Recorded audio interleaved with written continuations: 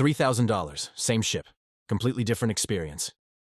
Welcome to Cruise Compendium, where we help you cruise smarter, not harder. Let me tell you about two couples, same cruise, same week, same ship sailing to Alaska. Couple A booked an inside cabin, saved money, felt smart about their decision, $3,000 for the week. Couple B splurged on a balcony, $4,800, nearly $2,000 more. By day 3, Couple A was having serious regrets. See, what nobody tells you about Alaska cruises is this. The scenery isn't just beautiful, it's the entire reason you're there. Glaciers, whales breaching, fjords that look like they're straight out of a fantasy novel. And Couple A? They were experiencing all of it from crowded public decks, fighting for space, waiting in lines, missing moments because they couldn't get a good view. Meanwhile, Couple B was sipping coffee on their private balcony at 6 a.m., watching a pod of orcas swim past. No crowds, no waiting, just them and nature. But here's the plot twist.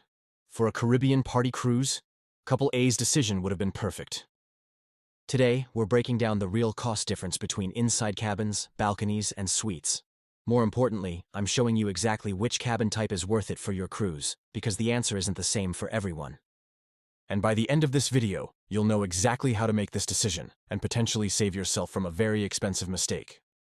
Let's dive in.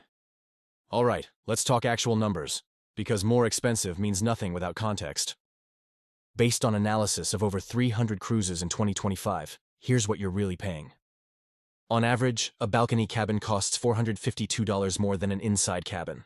That's 64.5% more expensive. But here's where it gets interesting. That number changes dramatically based on the cruise line. Carnival. A balcony costs about $350 more than an inside cabin. Princess Cruises, $615 more. Norwegian, $677 more. So if you're sailing Carnival for a week, you're looking at an extra $50 per day for that balcony. Norwegian, almost $100 per day extra. Now, suites are a whole different category. We're talking anywhere from $1,500 to $5,000 more than a standard balcony, depending on the cruise line and ship. But before you make any decisions based purely on price, let me show you what you're actually getting for that money. Let's start with inside cabins, because I want to be totally honest with you. Inside cabins on cruise ships are controversial. Some love them because of their value. Others would rather make budget cuts elsewhere to afford a balcony stateroom. Here's what you're getting. A room typically under 160 square feet. No windows, no natural light. It's basically a very nice hotel closet. But here's what most people don't realize. As a frequent cruiser, inside cabins help me get the most bang for my buck. While they're often cramped and lack natural light, their value is undeniable. You get the same ship access, same restaurants, same entertainment, same ports. You're just sleeping in a darker, smaller room. For some people, that's perfect.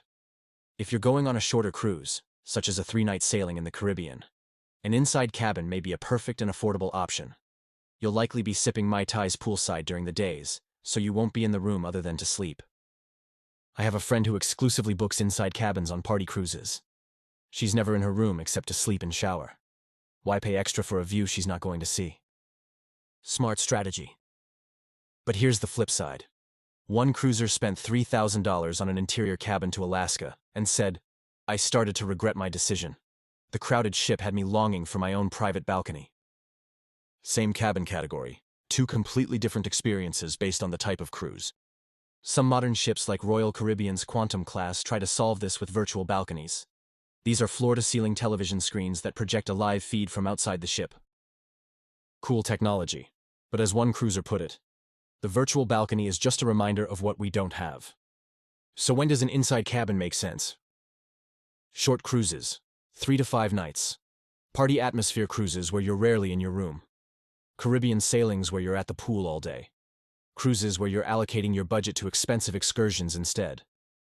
When does it not make sense? Alaska, Norway, scenic destinations, longer cruises with multiple sea days, cruises where the journey is as important as the destination. Quick pause here. If this breakdown is helping you make your decision, hit that subscribe button and turn on notifications.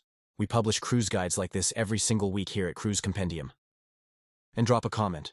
Tell me what cabin type you usually book and why. I read every single comment, and your experiences help other cruisers in our community. All right, let's talk balconies.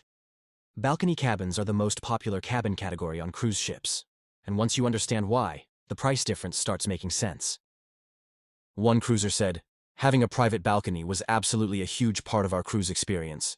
We ate breakfast room service on the balcony outside, came back to read on the balcony to escape the pool deck, spent our nights sipping cocktails on the balcony after leaving a lounge.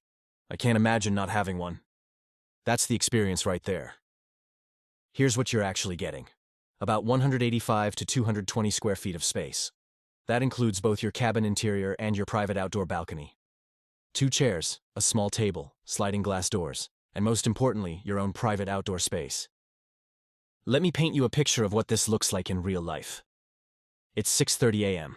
You're sailing into Juneau, Alaska. Most passengers are still asleep.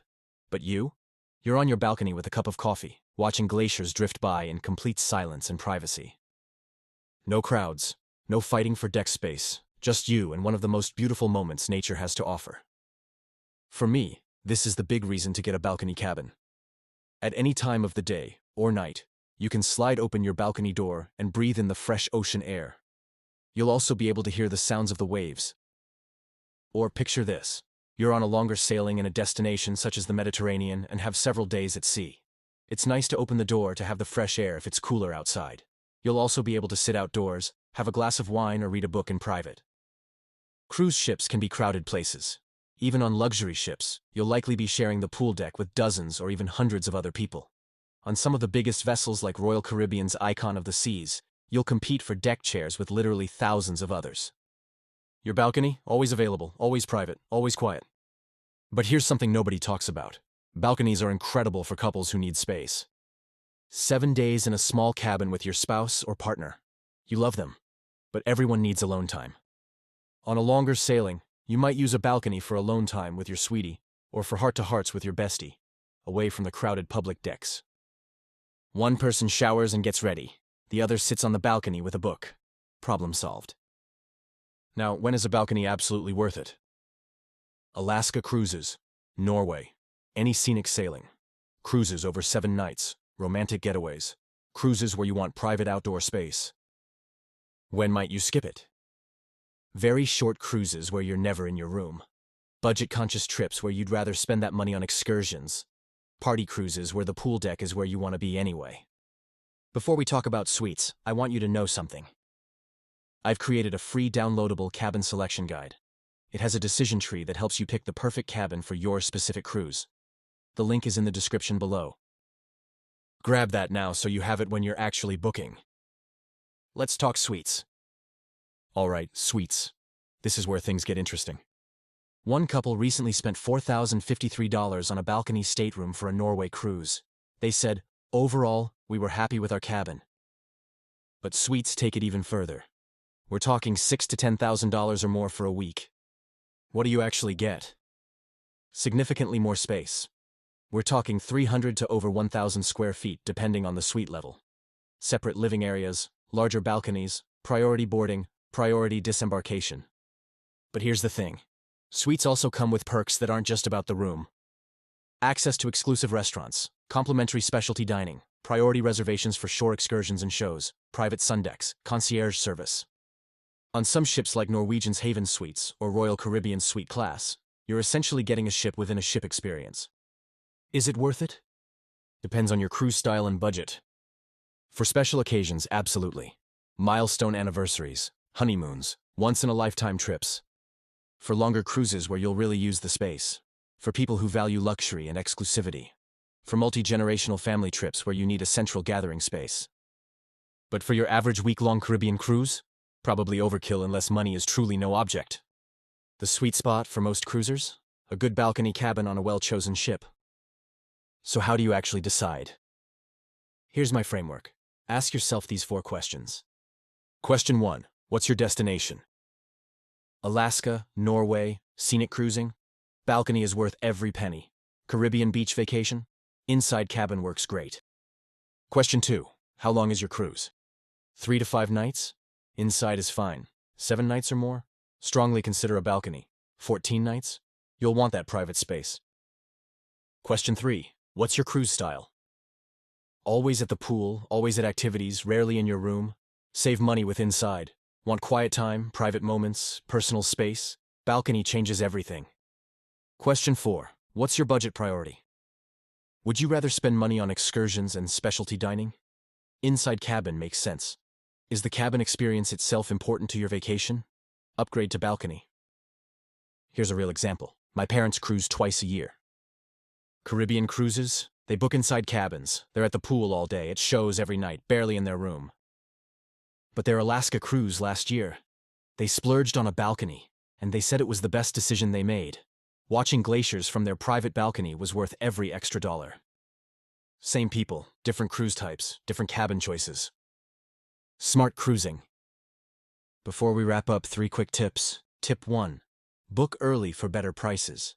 Cabin prices increase as ships fill up. The difference between an inside and balcony cabin 6 months out might be $300. Wait until 2 months before? Suddenly it's $800. Tip 2. Consider guarantee cabins. These let you select a cabin category without choosing the specific cabin. You might get upgraded. You might get a less desirable location, but you'll save money. Tip 3. Check for sales and repositioning cruises. Sometimes balcony cabins go on sale for prices close to inside cabins. Repositioning cruises especially have incredible deals. One more thing.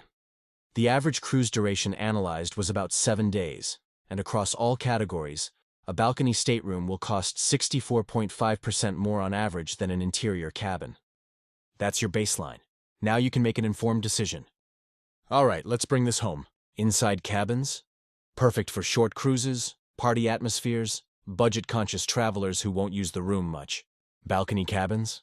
Worth it for scenic destinations, longer cruises, couples who want private space, romantic getaways. Suites? Special occasions, luxury seekers, multi-generational trips, cruisers who want exclusive perks.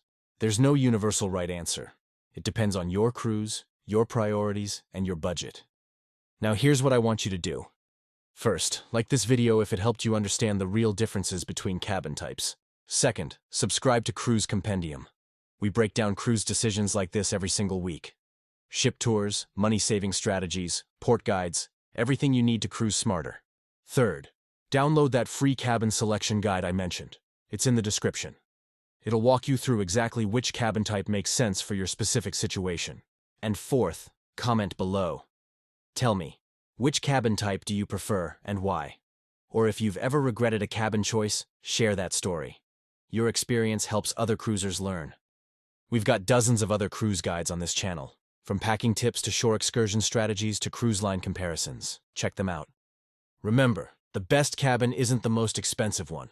It's the one that matches your cruise style and priorities. I'm signing off from Cruise Compendium. Happy sailing, and make smart cabin choices out there.